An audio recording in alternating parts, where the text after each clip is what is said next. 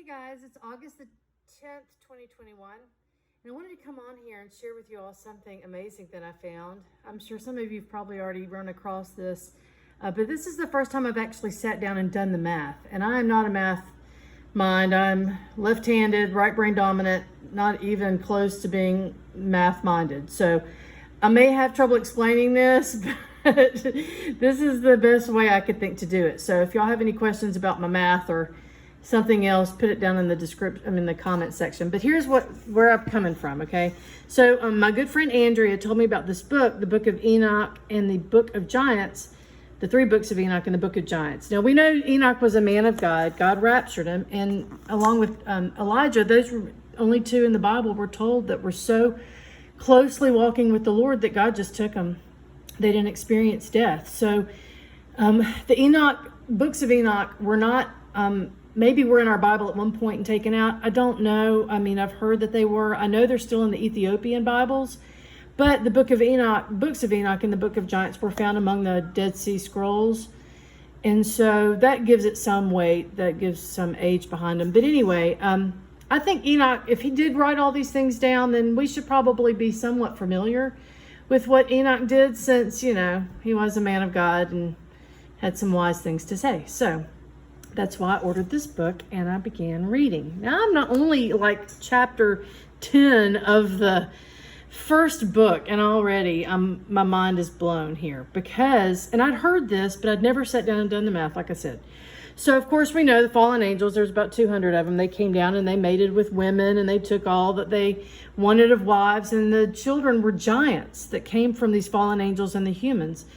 And so these giants roamed the earth. They started killing everybody, eating humans, and just massacring everybody. And the humans that were being killed at the hands of these giants, their petition went up to God and said, we need you to avenge our blood here because these giants are running amok.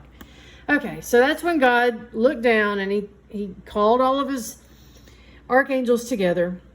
Okay, and the Lord himself said unto Michael, I want you to go down, bind Semyaza and his associates who have united themselves with women, so as to have defiled themselves with them in all their uncleanness. And when their sons have slain one another, and they have seen the destruction of their beloved ones, bind them fast for 70 generations in the valleys of the earth, till the day of their judgment and of their consummation, till the judgment that is forever and ever is consummated. So we're told in the book of Proverbs, I can't cite the exact scripture, but you can go look it up. A generation is 70 years or 80 if they're in good health.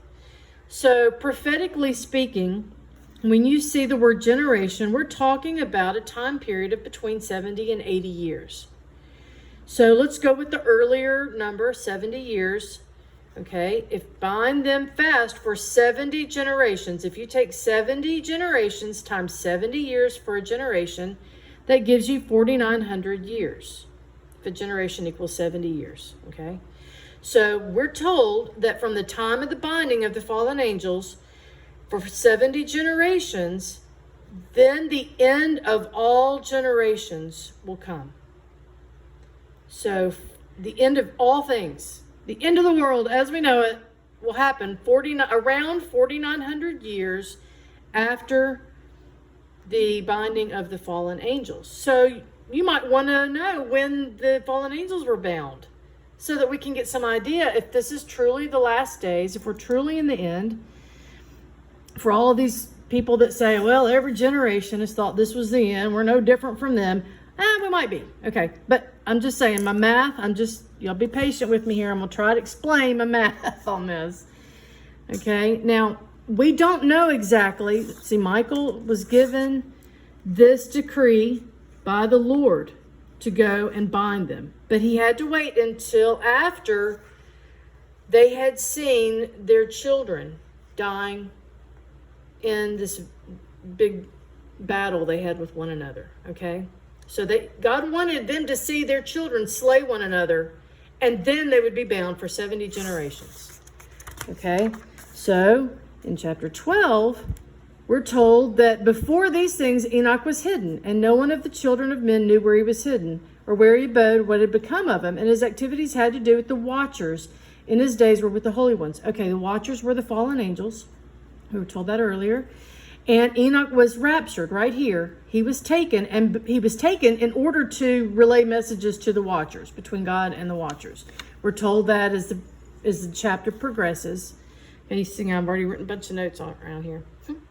So anyway, after the fallen angels had seen their children slaying one another, and it talks about all this as you go on.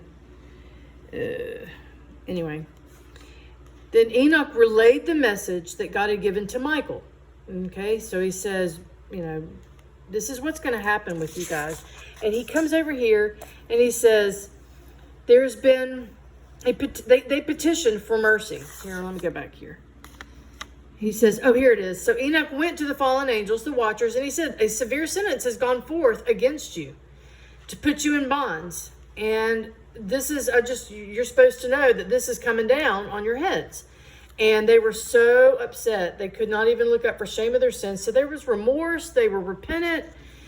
But they made a request and asked Enoch to go back to God and plead on their behalf for mercy. So Enoch does that. So what I'm explaining here is that it took some time. From the time Enoch was raptured till the time that the fallen angels were bound, it wasn't immediate. Like we're told, and I'll show you here in a minute, where Enoch was raptured 669 years before Noah's flood. Okay? And so we assume that the fallen angels were bound around the same time Enoch was raptured. But it seems to me that there's some time that's passed. Okay? So Enoch is raptured over here. Then he goes back and forth between the fallen angels and God and relaying messages and and we want mercy and no, God says no, and this back and forth a little bit. So then it comes up to this point where they had asked that Enoch petition on their behalf. He comes back and he says, no, what's done is done. From henceforth you shall not ascend into heaven. And the decree has gone forth to bind you for all the days of the world. Okay. How long are all the days of the world? 70 generations. 4,900 years. From the time that they are bound to the end of the world. Okay, so I went and did a chronology of the timeline in the Bible because I don't know if I even knew when Noah's flood happened, even though one of my kids is named Noah, and I should have looked into that. But anyway, here's what I found. All right, so there's a Google link for the Houston Baptist University who did this timeline, and they have it on their website, and I'll put that in the description below. So there was a guy named M. Carey, who is the publisher of the first edition of the King James Bible in Philadelphia, the year 1801. And he equates the year 1801 to 5,775 years from the creation in Genesis.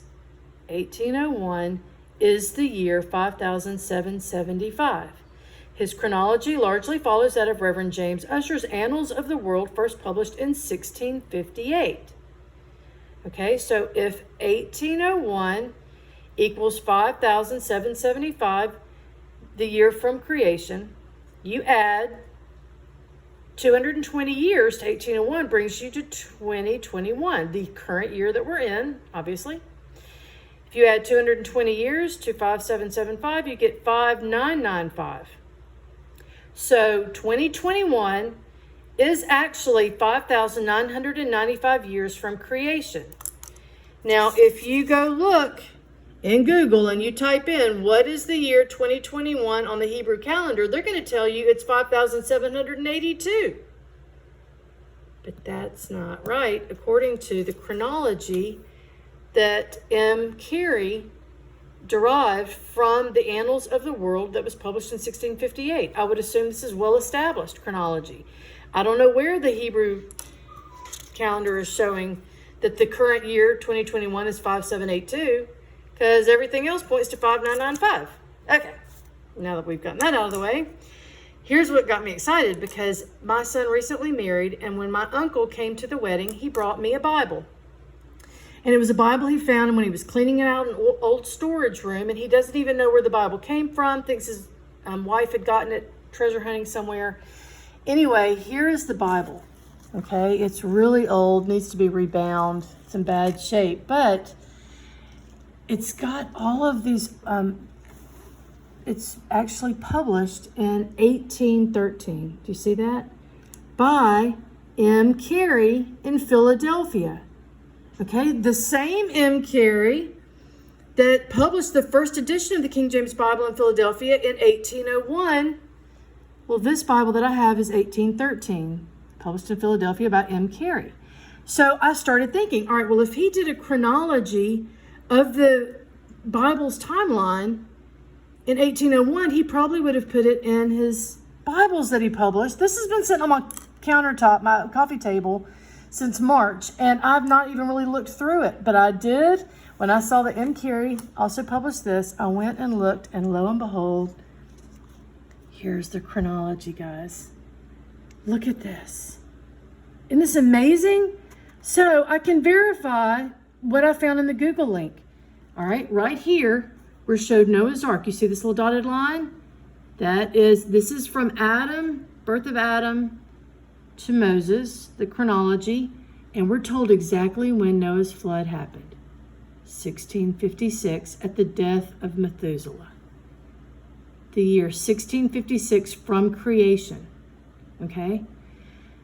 If you look, Enoch, who bound the fallen angels prior to the flood, was raptured when he was 365 years old. That would have been the year 987 from creation. Okay?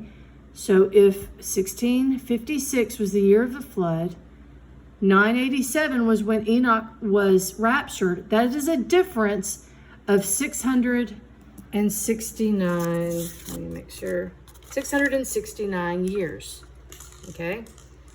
From the Noah's flood, 1656 to 987, when Enoch was taken, gives you 669 years prior to Noah's flood. Okay? So, if the year 2021 equates to 5,995 years from creation, the year of Noah's flood was 1,656 years from creation. That difference, it's been 4,339 years ago since Noah's flood happened.